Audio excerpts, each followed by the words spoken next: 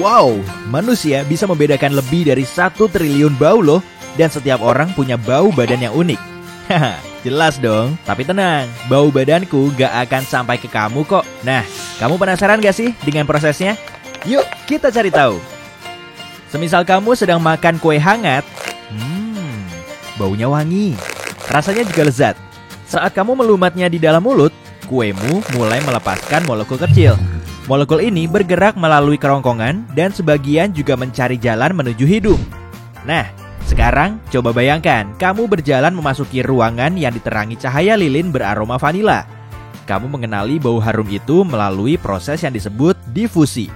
Udara dan molekul bau menyebar bebas ke segala arah dan sampai ke hidungmu. Oke, aku akan mengecilkan diri sampai seukuran molekul bau agar bisa kutunjukkan prosesnya.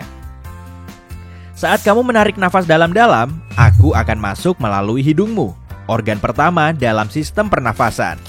Awas, hati-hati, jangan sampai kesandung. Upilnya gede-gede. Kamu bisa lihat kan bulu-bulu kecil dan tebal ini? Fungsinya sebagai pengaman dan ukurannya setebal folikel rambut di kepala. Tugasnya menghalau debu, kotoran, kuman, dan partikel lain agar tidak memasuki paru-parumu.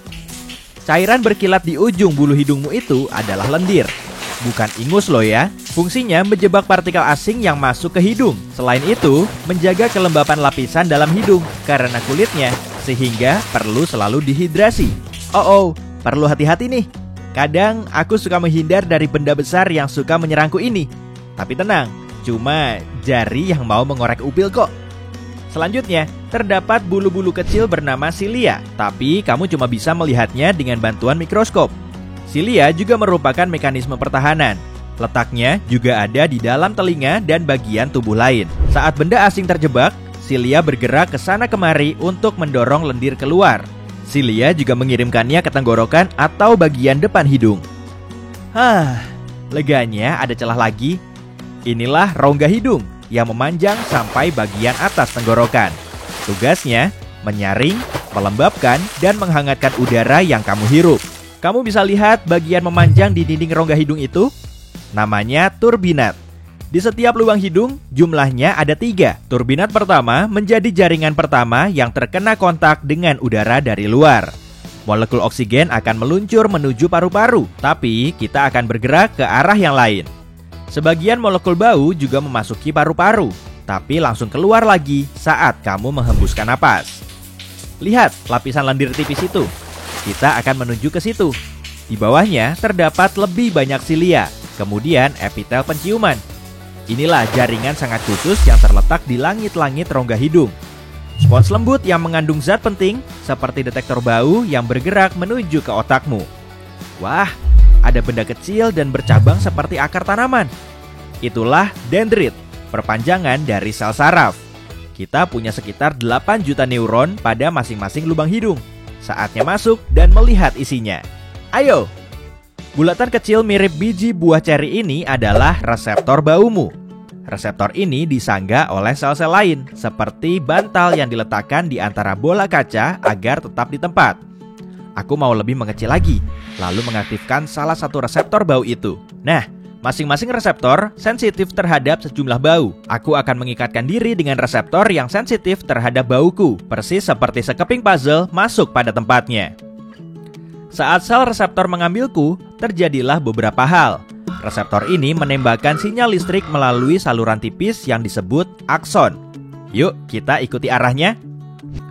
Tok-tok. Rasanya seperti mengetuk cangkang keras. Sebutannya lempeng cribriform, pemisah antara otak dengan rongga hidung.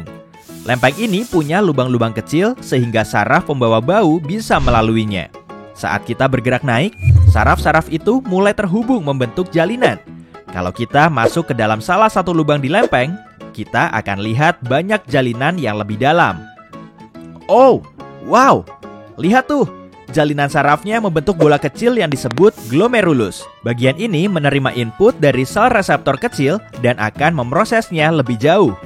Meski cuma menerima data bau dari satu reseptor, glomerulus bisa mendeteksi banyak bau. Kamu punya sekitar 1.800 bola seperti ini yang tersebar di atas lubang hidung. Dan semuanya terletak di atas lempeng keras yang tadi kita masuki. Kita sampai di perpanjangan luar otak yang terletak di atas rongga hidung. Wujudnya seperti bohlam dan dinamakan bulbus olfactorius. Di depan kita terdapat saluran panjang. Bola-bola pemroses berukuran kecil telah membesar jadi sel mitral.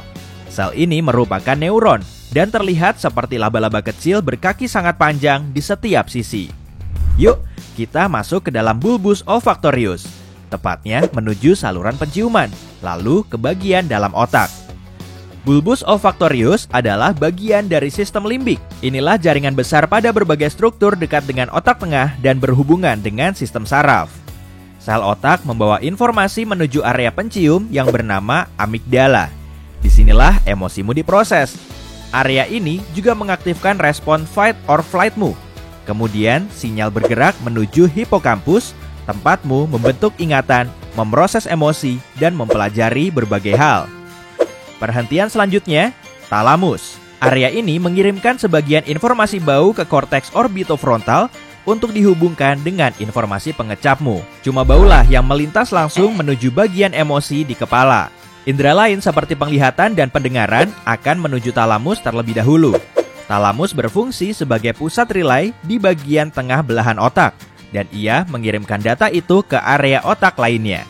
Tetapi, indera penciuman kita bekerja secara misterius.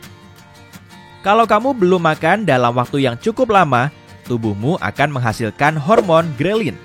Hormon ini mengirimkan sinyal menuju otak. Kamu perlu energi, perutmu sudah kosong tuh. Otakmu merespons dengan membuatmu merasa lapar. Hormon yang sama mengaktifkan beberapa reseptor, kemudian memicu bulbus penciuman kecil yang sudah kita lewati tadi. Akibatnya, daya penciumanmu jadi lebih tajam untuk meningkatkan peluangmu untuk menemukan makanan. Bayangkan, kamu sedang ada di toko. Seseorang menyemprotkan parfum di selembar kertas. Kamu mencondongkan badan untuk menciumnya dan menutup mata. Tindakan ini berfungsi seperti proses eliminasi, yaitu menonaktifkan salah satu indera untuk mempertajam indera yang lain. Sama halnya dengan saat seseorang mengecilkan volume radio di mobil saat dia tersesat atau mencoba untuk berkonsentrasi. Saat sedang flu, daya penciumanmu hilang. Itu disebut anosmia atau tidak bisa mencium bau. Dan karena bagian atas tenggorokanmu tersambung dengan hidung, saat mengunyah makanan, terlepaslah aroma, lalu reseptor baumu. Saat hidungmu tersumbat, molekul bau dari makanan tidak bisa mencapai sel sensorik, karena tidak bisa mencari jalan menuju talamus agar terhubung ke indera pengecap. Karena itulah, semua makanan jadi terasa hambar. Semua orang mencium bau dengan beragam reseptor. Beberapa ilmuwan percaya kalau setidaknya ada satu bau yang tidak bisa dideteksi tiap orang. Baik bau vanila, bawang putih, mentol, kopi, atau bahkan jenis buah tertentu. Kamu pernah menghirup cabai pedas yang membuatmu terbatuk? Beberapa tahun lalu, para ilmuwan menemukan kalau paru-paru juga punya reseptor bau. Reseptor mengirimkan bau pedas menuju otak, lalu memberimu sinyal agar segera terbatuk. Sangat menakjubkan ya? Semoga bermanfaat. Dadah!